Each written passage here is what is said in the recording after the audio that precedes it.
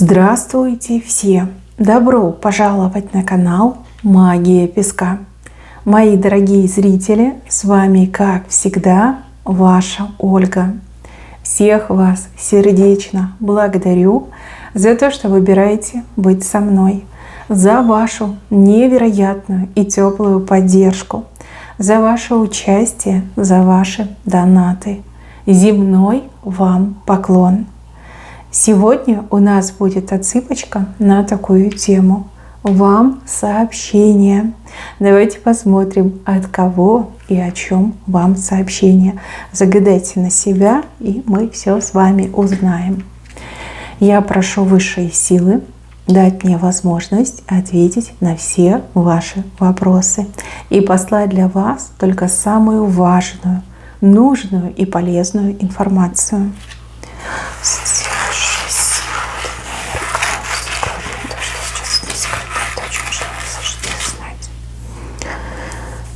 Так, сообщение получено. Здесь вам женщина говорит, что я все знаю. Она хочет вам сообщить о том, что она уже все знает. Вот, как-то она, знаете, к вам очень благосклонна и даже благодарна. Может быть, вы кого-то хотели предупредить, либо весточку подать, а может быть, кому-то хотели помочь, поучаствовать, а может быть, уже поучаствовали, помогли. Эта женщина говорит, я все знаю. Я все знаю, и вот я вижу, что к вам очень тепло и позитивно она настроена. То есть нужная информация до нужного человека дошла. Да? Может быть, вы волновались, переживали. Нет, тут все хорошо, все в порядке. А вот здесь сообщение от мужчины. Тут мужчина неприличное сообщение вам отправил. Даже не знаю, как вам об этом сказать. В общем, тут он про ракету, про свою говорит. И о том, что он весь горит, как это на нижнем старте, или как у них там у этих ракет, да, эти ступени, по-моему, да. В общем, он говорит, я весь горю, и я как эта ракета, либо у меня ракета. В общем, какое-то безобразие про ракеты, и про то, что он горит, и про то, что он к вам мчится. Ну, я так понимаю, что ваш мужчина, да, свели мужика с ума, в ракету превратили. Весь горит, летит, пыхтит, соскучился, я так понимаю. Соскучился. Говорит, я лечу, я уже вылетаю, я весь к себе горю. В общем, какой-то безобразник, а не мужчина. Но разве можно вот такие сообщения отправлять? Ну, это надо лично, приватно отправлять, а не так через онлайн-расклады. Что за дела, девочки? В общем, у кого-то отыграется, что это ваш мужчина, и он очень соскучился, перевозбудился, и весь горит, летит к вам. А у кого-то отыграется, что мужчина, с кем вы общаетесь, познакомились, да, и вот настолько он вами впечатлен, что готов на своей же собственной ракете весь в огне лететь к вам. Ну, вы меня извините, но я стесняюсь. Я вот, правда, не молодая женщина, но таких вещей вот я стесняюсь. Ну вот зачем? Ах, ладно, безобразник. В общем, вот, передайте ему, что так нельзя. Так, дальше. Вот здесь сообщение от родной души. Да, родная душа. И знаете, эта родная душа, вот как по голове вас гладит, вот жалеет вас. Жалеет, что вам вот что-то тяжелое выпало, либо какая-то тяжесть, либо вам вот как-то больно. Вообще мне идет, что эта родная душа жалеет вас, потому что вас оставила. Да? Может быть, у вас и тяжесть, и боль, потому что этого человека сейчас нет рядом с вами.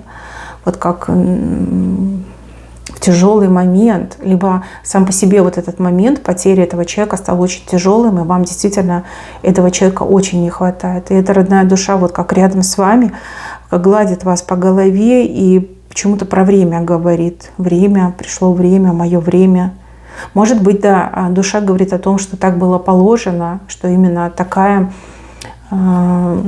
судьба была, да, у этой души. Вот столько именно лет человек должен был прожить, либо конечно, там при желании хотелось бы, скорее всего, остаться, но вот сколько прописано, сколько отпущено, столько душа и прожила. И еще эта душа вам как на что-то указывает. Вот одной рукой гладит, а на другой на что-то указывает, показывает, что вам то ли чем-то заняться надо, то ли, скорее всего, заняться, то ли во что-то включиться, может быть, в процесс, работа, да, заняться какими-то вопросами.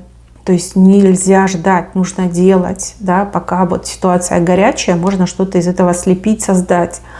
Вот, то есть не грусти, не тоскуй, ты одна справишься. Мне очень жаль, что так произошло, но вот не время горевать, а время вот что-то делать, да, вот какая-то ситуация, событие, вот займись, туда смотри, этим занимайся. Как об этом вам родная душа говорит. Причем, знаете, так показано, что при жизни вы что-то вместе, скорее всего, планировали, да, может быть, этими делами вы вместе должны были заниматься. Вот. А сейчас вы сокрушаетесь и думаете, вот как же я сама, да, я не смогу, мне тяжело будет, я не справлюсь. И родная душа рядом с вами вас поддержит и говорит, ну нет, надо, ты сможешь, ты сделаешь, не горюй, ты справишься, да, хватит тосковать, бери и делай, да, вот как время не упусти. Время, да, важно время не упустить. Любила вас эта душа, до сих пор любит, очень сильно любит. Ну а человек при жизни очень сильно любил, душа любит. Любовь ведь она никуда не девается. Что уважьте просьбу, да, и займитесь тем, что должно заниматься. Так, а вот здесь какой-то неприятный человек потирает спину, ну, даже не спина, скорее всего, там нижняя точка по спине. Что-то этот человек на вас как зуб точит. То ли этому человеку из-за вас досталось, либо какие-то сложные события выпали на долю этого человека, но опять же, вот вы как-то причастны. Может быть, вы с этого человека строго спросили, может быть, вы на этого человека пожаловались, может быть, вы сами тумаков надавали этому человеку. И вот как сделать ничего этот человек не может, и вот как злится на вас и думает, ох, какая ты, ох, покажу тебе, да, вот как грозиться мне идет. Но угрозы эти пустые, переживать вам не о чем. Знаете, что если вы хотели этого человека наказать, либо воздействовать на этого человека, у вас все получилось. Вот как Тумаков получил, ну, поджопников, извините, ну, скажу как есть, да. Вот там он почухивает себе, и вот больненько, еще все свежо, да, ощущается. Так, а вот здесь нам показывают каких-то странных людей. Странные, они странно одеты. Может быть, это костюмы какие-то, а может быть, это служители культа, может быть, это актеры, да, вот какая-то творческая среда. И вот эти люди хотели бы вас видеть рядом, в своей компании, может быть, хотели видеть. Может быть, вы в каком-то творческом кружке были, либо у вас действительно знакомые есть, очень творческие люди, либо кого-то отыграются очень религиозно настроенные люди. В общем, какую-то странную одежду они одеваются. Может, по работе даже как-то вот связано. Те люди очень хотели бы вас видеть. Либо без вас у них ничего не получается. Да? И вы им очень нужны для того, чтобы была гармония. Либо для того, чтобы, может, вы посоветовали, либо сыграли свою роль. Да? Вот вы им очень нужны.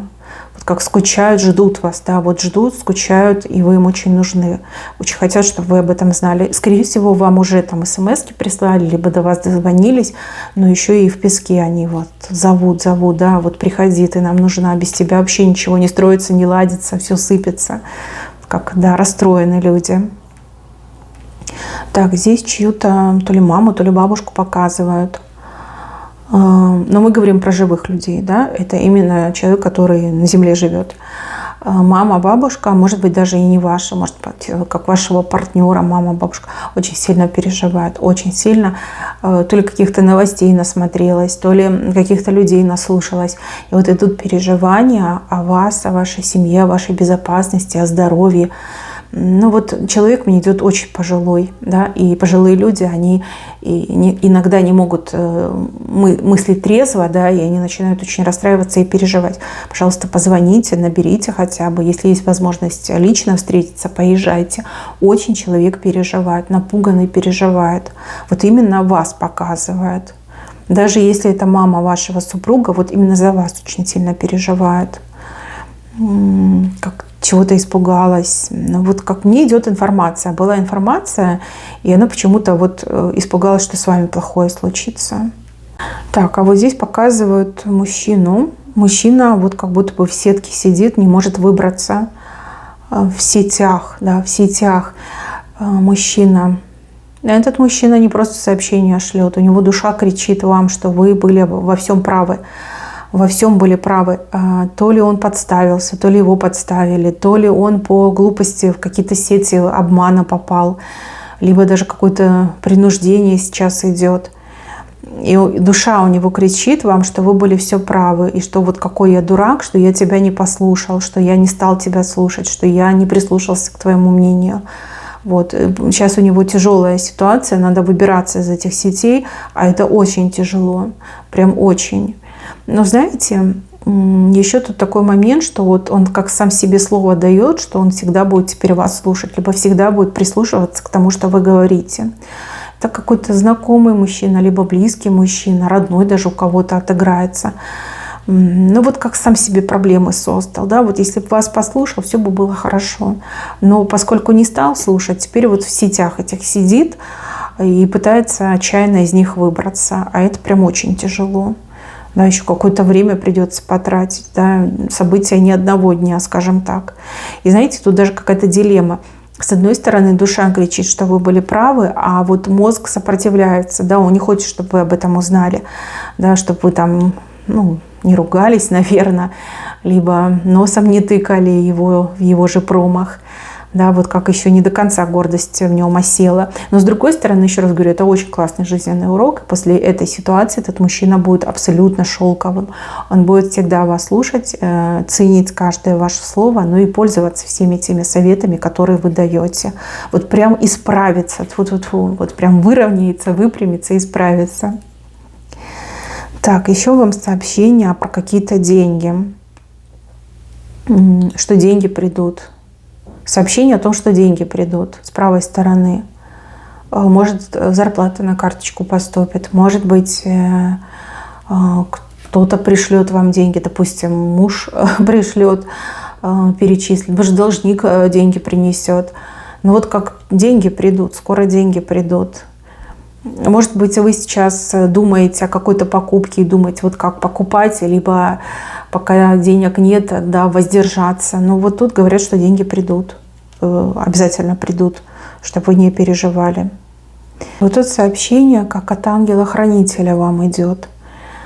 Ангел-хранитель просит, чтобы вы куда-то не шли, либо не ехали. Какое-то сомнительное место, поздняя дорога еще показана, поздняя, то есть это либо поздно по времени, да, либо прям ночь, да, ночью, чтобы вы этого не делали, потому что оно того, во-первых, не стоит, дорога пустая показана, то есть там ничего хорошего, позитивного не произойдет, либо то, на что вы надеетесь. И второй момент, даже могут быть какие-то неприятности. То есть ангел просит, чтобы вы поздних дорог избегали, по крайней мере, вот ближайшие там несколько дней, да, не надо ездить ночью, не надо по ночи возвращаться, либо уезжать, и далеко нельзя куда-то ездить, то есть не стоит оно того. Да, в лучшем случае это будет просто пустая дорога, просто пусто, ничего не произойдет. Просто так съездите, время потратите. А в худшем случае, да, могут быть еще какие-то неприятности. Но тут именно ангел предупреждает. И предупреждает он как и мужчину, так и женщину. Может, вы вдвоем решили ехать, да? Лучше этого не делать. Вот у вас как все из рук может сыпаться. У вас могут там ключи куда-то запропаститься, там документы. Голова может разболеться. Да? Вот как будут такие моменты, попытки вас остановить. Вот как поздняя дорога. Мне идет поздняя дорога. Вот ночь, темно, и не стоит. Оно того не стоит. Так, еще вот здесь показывают образ женщины, которая вам хочет сказать о том, что она ошиблась. Я не могу сказать относительно чего-либо кого, но вот она очень сильно сожалеет, что она ошиблась. Ошибочка вышла, да? Может, она вам чего-то наговорила, она обещала, может быть, она вам про кого-то что-то рассказала. И вот она ошиблась, ей сейчас очень стыдно, и вот она умом не знает, как поступить правильно, да? Признать свою ошибку, либо делать вид, что ничего не знаю, да, как бы я тут ни при чем. Но ее душа именно говорит о том, что она ошиблась. Ее сейчас вот прям совесть мучает, да, вот как бы не по себе, как на иголках сидит. Я думаю, что если вы с ней встретитесь, вы все поймете, совесть не позволит ей вам соврать. Скорее всего, она вам признается. Если вам недавно какая-то женщина рассказывала о ком-то либо о чем-то, да, это про нее, скорее всего, идет, как ложная информация, ошибочная ложная информация, да, вот как-то так. Еще про мужчину показали. Мужчина, который пьет, но не гуляет. Это ваш мужчина, скорее всего, родной, близкий, любимый. Мужчина, который вот он на чертике катается, но женщин нет. Он такой: женщин нет, мы просто пьем. Может быть, он у вас куда-то укатил там с друзьями на рыбалку.